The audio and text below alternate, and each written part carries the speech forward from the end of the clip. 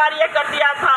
सफेद कार्ड लागू किया था 75% गांव के लोगों को और 55% शहर के लोगों के लिए जरूरी था कि सबको मिलेगा राशन। लेकिन इन्होंने आते ही उस राशन पे कटौती की। राशन डिपो के माध्यम से मिलने वाला राशन कम हुआ है बजाय ज्यादा करने के। उसके साथ साथ इन्होंने हमें ये कहा कि हम जो है महिलाओं पर जो अत्याचार बढ़ रहे हैं उसको रोकेंगे। लेकिन साथियों, ये बताना चाहती हूँ कि ये जो बेटी बचाओ बेटी पढ़ाओ की बात करने वाले लोग, आज बेटियां किससे बचानी पड़ेगी ये सोच लो पहले। इनके उदाहरण बताना चाहती हूँ मैं।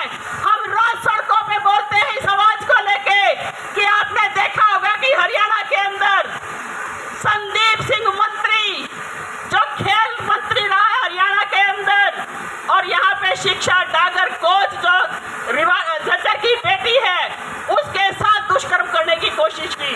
उन्होंने आरोप लगाया, लेकिन हमारे मुख्यमंत्री जब पूर्व मुख्यमंत्री खट्टर जी जब उनसे जवाब मांगते हैं तो थपकी मार के बोलते हैं कि संदीप सिंह को हम जो है मंत्रिमंडल से नहीं हटाएंगे।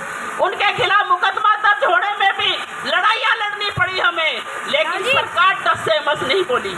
इसी तरह देश की सरकार के अंदर प्रधानमंत्री जो बड़ी बड़ी बातें फेंकते हैं, उसी के मंत्रिमंडल के अंदर, उसी की संसद के अंदर उन्हीं का सांसद बृजभूषण शरण, जो हमारी देश की होनहार लड़कियां जिन्होंने देश का दुनिया के अंदर नाम किया है, रोशन किया है, गोल्ड मेडलिस्ट लेके आई है वो लड़कियां, खिलाड़ी लड़कियां, अंतर्राष्ट्रीय स्तर की खिलाड़ियां, वो जब आरोप लगा रही है कि ये बृजभूषण शरण जो है ओलंपिक एसोसिएशन का अध्यक्ष, उनके साथ अश्लील हरकतें करता है, उससे हमें सुरक्षित कैसे किया रखा जा सकता है। लेकिन प्रधानमंत्री एक शब्द नहीं बोले। उनके बचाव में आए वो, और उन लड़कियों ने जब आंदोलन किया, हम जैसे लोग भी जब समर्थन में गए तो हमें भी गिरफ्तार किया गया, थानों के अंदर बंद किया गया और उन लड़कियों को सड़कों पे घसीटा गया, डंडे मारे गए, पीटा गया। इसलिए ये बेटी बचाओ की बात जो करने वाले लोग हरियाणा के अंदर हम हर रोज देखते हैं कि स्कीम वर्कर लगातार लड़ाइयां लड़ती हैं। जब वो आंदोलन करती हैं, अपने हक और अधिकार की बात करती हैं, तो उनके घरों में जाकर के पुलिस छापामारी करके उन महिलाओं को घरों से उठा लिया जाता है, उनके रास्ते रोके जाते हैं। इसीलिए हम पूछना चाहते हैं प्रधानमंत्री जी से, आप कौन सी बेटी बचाओ बेटी पढ़ाओ की बात करते हो? बेटियों की सुरक्षा किससे करें? आप पे ही लगे भगे, आप पे ही लोग आज महिलाओं के साथ अश्लील हरकतें कर रहे हैं। अभी आपने कर्नाटक के अंदर अभी का केस है कि कर्नाटक के अंदर जो पूर्व मुख्य प्रधानमंत्री एच.डी. देवेगौड़ा, उनका पोता प्रज्वल रेवन्ना, उसने 3000 महिलाओं को अपनी हवस का शिकार बनाया साथियों। तो कैसे भरोसा करें कि ये हमारी जो महिलाओं की रक्षा करने वाले हैं? इसीलिए एक एक चीज को समझने की जरूरत है साथियों कि ये लोग तरह तरह के झूठे वायदे, झूठे लुभावने नारे लेके आएंगे। अब हमें इन नारों में नहीं फंसना। दूसरी बात, ये सिलेंडर जो है उज्ज्वल योजना के तहत बोले सिलेंडर मिलेंगे। आप किसी को सिलेंडर मिला है तो बता दो फ्री में। अगर एक आधे को मिल भी गया किसी गरीब परिवार को तो भरवाने का व्योत नहीं है, क्योंकि इतना महंगा सिलेंडर नहीं भरवा सकता कोई। वो घरों में खाली सिलेंडर पड़े हैं लोगों के, तो ये महंगाई की हाल है। उसके साथ साथ नई शिक्षा नीति, आपको बता दूं, हम लोग ये समझ नहीं पा रहे, सुन नहीं पा रहे कि ये जो नई शिक्षा नीति लेके आए हैं कोरोना के समय में, उस नई शिक्षा नीति में आपके बच्चों को अनपढ़ रखने की साजिश रची जा रही है साथियों। ये कान खोल के सुन लेना, क्योंकि उसके अंदर जो सरकारी स्कूल हैं उन स्कूलों को बंद किया जा रहा है। हरियाणा के अंदर 4000 से ज्यादा स्कूल बंद कर दिए गए हैं, और उसमें जो हालात ये है कि स्कूलों में जो सरकारी स्कूल है उनमें 500 रुपये फीस दे करके आपको अपना बच्चा पढ़ाना पड़ेगा, और जो प्राइवेट स्कूल है उसमें ये कहते हैं कि तुम प्राइवेट स्कूलों की तरफ बच्चे भेजो, हम पैसा देंगे।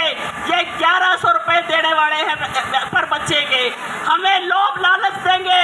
लेकिन कान खोल के सुन लो साथियों कि ये जो 1100 रुपये दे के हमारे बच्चे को प्राइवेट स्कूल की तरफ दाखिला दिलवा रहे हैं, हमें मजबूर करके प्राइवेट स्कूलों में भेज रहे हैं लालच दे के। लेकिन जब हमारे बच्चे वहाँ प्राइवेट में जाएंगे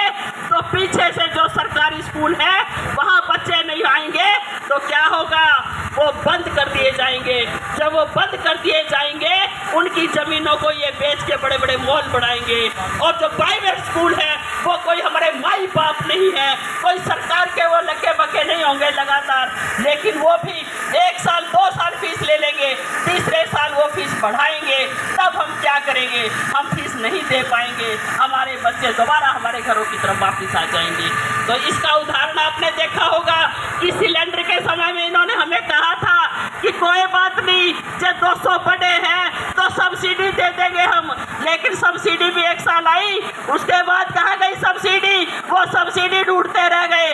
कभी जाते हैं गैस एजेंसी पे, वो बोलते हैं ऊपर से नहीं आई, कभी जाते हैं बैंक में, बोले पीछे से नहीं आई। हमें यही नहीं पता चल रहा कि ऊपर कहाँ है और पीछे कहाँ है, कहाँ से आएगी। इसीलिए साथियों, सरकारी व्यवस्था को बरकरार रखना पड़ेगा, हमें बचा के रखना पड़ेगा। इसीलिए इन सारी बातों को लेकर के हमें गंभीर चिंता करते हुए आज ये निर्णय लेना होगा कि वोट किसको देंगे। दूसरी बात, अब वोट किसको देंगे? अब आपके बीच में हमारे जो पूरा सांसद हैं यहाँ पे, राव इंद्रजीत पिछले 20 साल से गुड़गांव में कब्जा करके बैठे राजा बन के, और उनके नु कह रखा उसने कि मैं तो राजा हूँ और राजा की गद्दी को कोई हिला नहीं सकता। लेकिन आज आप लोगों ने, आपकी ताकत ने ये दिखा दिया कि वो गद्दी हिलने लग गई है और जल्द ही वो गद्दी से दूर पटक दिए जाएंगे। ये गुड़गांव की जनता ने तय कर लिया है साथियों, क्योंकि 20 साल से उसी राव इंद्रजीत ने कभी आपके बीच में आके पूछा है क्या? कभी दुख सुख सब देखा है? आपका गुड़गांव का हॉस्पिटल की हालात देख लो, उसी राव इंद्रजीत ने तुड़वा के फेंक दिया, लेकिन अभी तक पड़ा नहीं है, 4 साल हो गए हैं। उसके साथ साथ रोडों की हालात देख लीजिए आप, उसके साथ बस स्टैंड की हालात देख लीजिए आप। किस किस को देखेंगे? बात हो रही है इनकी तो भाई रमलू तुमने कित रोगा, एक चीज नहीं है, निरी है इनकी तो। इसीलिए इन चीजों से सावधान होते हुए आज हमें इंडिया गठबंधन के उम्मीदवार श्री राज बब्बर जी को विजयी बना के संसद के अंदर भेजना है। हमारे बीच में आने लग रहे हैं साथी जो वहां से चल दिए हैं, और उम्मीद करती हूँ मैं थोड़ी देर में हमारे बीच में हमारे प्रिय नेता राज बब्बर जी पहुंचने वाले हैं, तो कुछ ही समय में वो हमारे बीच में पहुंचेंगे। इसीलिए मैं आप सबसे फिर दोबारा से ये अपील करते हुए कि आप जरूर सोचेंगे, विचार करेंगे, और विचार ही नहीं, मैं कहती हूँ मन बना लो, ठान लो कि 20 साल हो गए देते ने, अब की बार कांग्रेस के प्रत्याशी राज बब्बर को हाथ के पंजे पे मोहर लगा करके विजयी बना के हम भेजेंगे। और ये भी मैं बताना चाहती हूँ कि राव इंद्रजीत तो हमने आज तक भी नहीं पाया, मेरे अनुभव है, क्योंकि हरियाणा के अंदर हर रोज आंदोलनों में है। हम जब सांसद के पास कोई मांग पत्र 15 सेक्टर लेके जाते हैं, कभी मिले नहीं हैं। अगर मिले नहीं तो फोन से बात होती है, जब फोन से बात होकर के हमें वो दिल्ली संसद भवन पे बुलाते हैं, अपने ऑफिस अपने रेजिडेंस पे, तो वहाँ पे जाके हमें धमकियाँ देते हैं कि तुम मेरे घर पे प्रदर्शन क्यों करने जाते हो। तो हम पूछना चाहते हैं राव इंद्रजीत जी, जब आप यहाँ मिलते ही नहीं तो हम कहाँ जाएं? आपके दरवाजे पे तो है हम करेंगे ही, आपसे जवाब मांगेंगे। लेकिन इसीलिए हम ये कहना चाहते हैं कि जब वो यहाँ रहते ही नहीं, आज तक हमारे बीच में नहीं आए, तो आपके बीच में हम सब लोग जो हैं, आपके बीच में महेंद्र जी हैं और तमाम सामाजिक कार्यकर्ता जो लगातार संघर्षों में हैं, आप अपने आप को ये मान लो कि राज बब्बर जीतता है तो हमें आपको आके पकड़ लेना, जो भी काम है गर्दन पकड़ के हम करवाना जानते हैं, कोई भी होगा। तो इसीलिए साथियों, हम सब लोग लक्ष्मण बिहार की जनता ये तय कर लें कि अब की बार हाथ, अब की बार मोदी बाहर, अब की बार मोदी बाहर। 25 मई बीजेपी गई, इसे दिमाग में नारे ला लो कि 25 मई बीजेपी गई, और फूल जो है वो मुरझाना शुरू हो गया है, अब वो बिल्कुल खत्म होने वाला है।